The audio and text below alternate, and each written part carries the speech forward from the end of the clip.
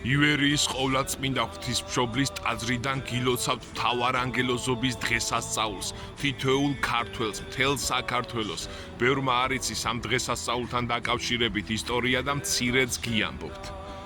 მთავარანგელოზობის დღესასწაული მე-4 საუკუნიდან აღინიშნება ლაოდიკიის კრებაზე მიიღეს გადაწყვეტილება და მსოფლიოში მართლმადიდებლური ეკლესია აღნიშნავს ამ დღეს მე-4 საუკუნიდან.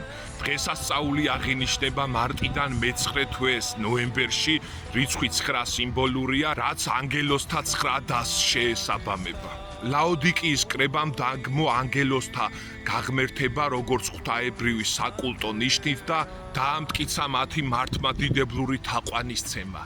ანგელოზთა დასნის 3 იერარქიად განიყოფიან. მათ შორის უმაღლეს იერარქიას ეკუთვნიან ქერუბიმნი, სერაფიმნი და საყდარნი.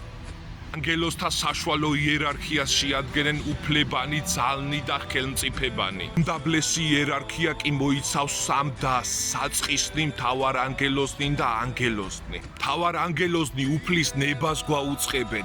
ანგელოზნი კი ყველაზე ახლოს დგანან ადამიანებთან.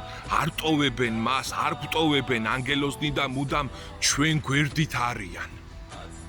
ანგელოზთა დასის მთავრად დადგენილია მთავარანგელოზი მიქაელი. მთავარანგელოზ მიქაელის ძალა მადლი გფარავდეთ ყველას, თითოეულ ქართველს.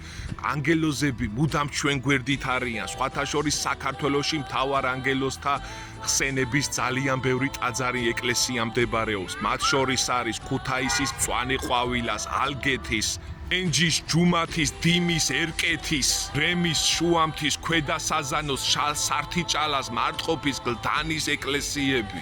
დიდება უფალს ამ დღის ძალა და მადლი გფარავდეთ მთელ საქართველოს.